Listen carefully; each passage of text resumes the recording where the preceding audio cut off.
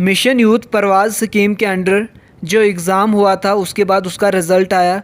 जब रिज़ल्ट आया तो उसमें बोला गया जिस भी कैंडिडेट के 100+ मार्क्स है वो अपने डॉक्यूमेंट्स रेडी रखे वेरिफिकेशन के लिए। तो वहाँ पे बहुत से ऐसे कैंडिडेट्स थे जिनका नंबर 101 था, 102 थे, 103 थे, तो वो कहीं ना कहीं कंफ्यूज थे क्या हमारा नंबर आएगा।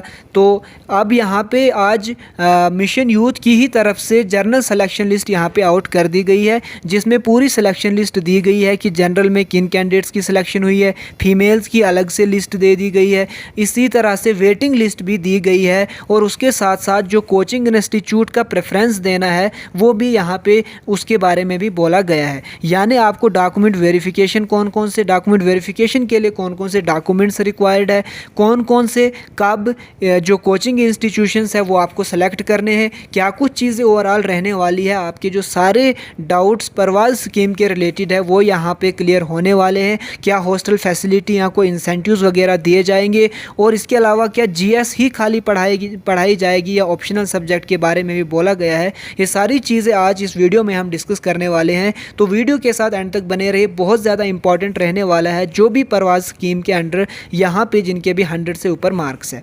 सबसे पहले यहाँ पे आप देख सकते हो जर्नल सिलेक्शन लिस्ट और coaching institute preference under the scheme of Parwaaz IAS JK AS। सबसे पहले हम देखते हैं सिलेक्शन लिस्ट जो आउट की गई है। तो यहाँ पे ये है सिलेक्शन लिस्ट, आप देख सकते हैं ये है सिलेक्शन लिस्ट। टॉपर के जो मार्क्स है वो है 312 कमलजीत सिंह। यहाँ पे अगर मैं बात करूँ जो जनरल का कट ऑफ रहा है, यहाँ पे मैं यहाँ पे आप जनरल का दिखा देता हूँ।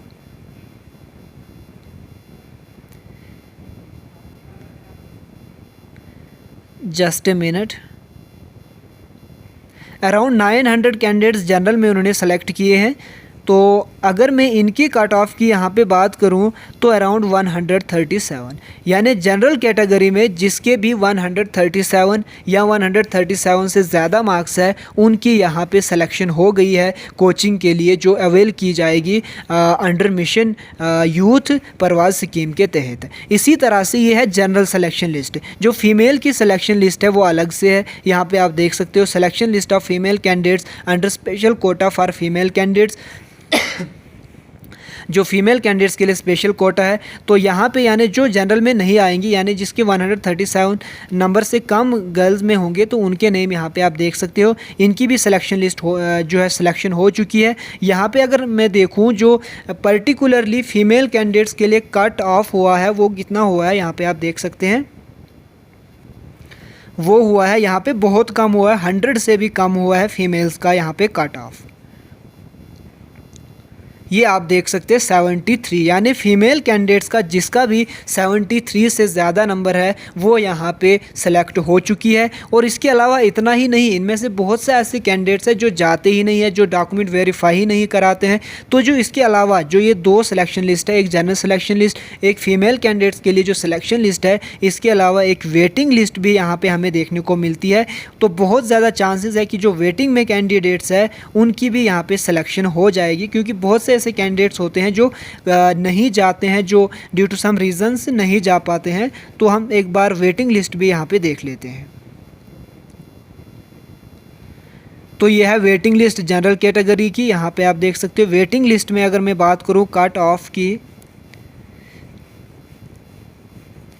तो यहाँ पे है उनकी, ये देखिए आप कितने ज़्यादा वेटिंग रखे गए हैं, क्योंकि उनको पता है बहुत से कैंडिडेट्स नहीं आते हैं। तो 120 यानी 120 से ऊपर जिसके भी मार्क्स है या 120 है उन सभी को यहाँ पे वेटिंग लिस्ट में रखा गया है और बहुत उम्मीद है कि इनकी भी सिलेक्शन लिस्ट हो जाएगी, सिलेक्शन हो जाएगी। इसी तरह से अगर फीमेल कैंडिडेट्स की हम यहाँ पर बात करें जो वेटिंग लिस्ट में रखे गए हैं उन 65 मार्क्स तक आया है। तो यहाँ पर आप देख सकते हो कितना ज़्यादा कम कट ऑफ जो है वो फीमेल कैंडिडेट्स के लिए रखा गया है, क्योंकि के लिए स्पेशल कोटा है, कुछ रिजर्वेशन है और जिनके अच्छे मार्क्स होंगे वो तो जाहिर सी बात है वो जनरल कैटेगरी में आ जाएंगी। ये थी सिलेक्शन लिस्ट और कट ऑफ की बात। अब आते हैं दूसरी बात, ये जो प्रेफरेंस लिंक की बात की गई है कि ये कब से एक्टिवेट होने वाली है। देखिए इसमें यहाँ पे उन्होंने नहीं बोला है।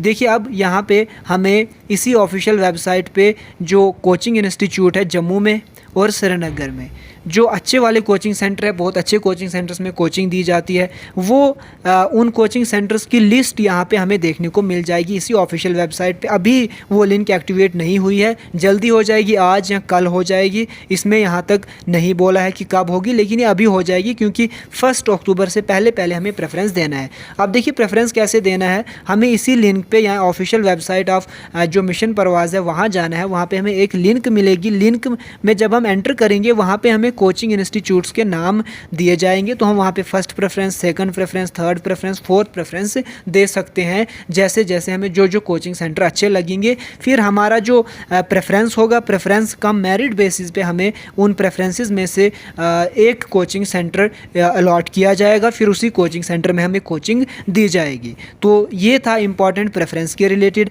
अब आप ये सोच रहे होंगे कि ये कोचिंग सेंटर्स कहाँ कहाँ पे दिए जाते हैं। ये जम्मू एंड श्रीनगर में 2 जगहों पे दिए जाते हैं।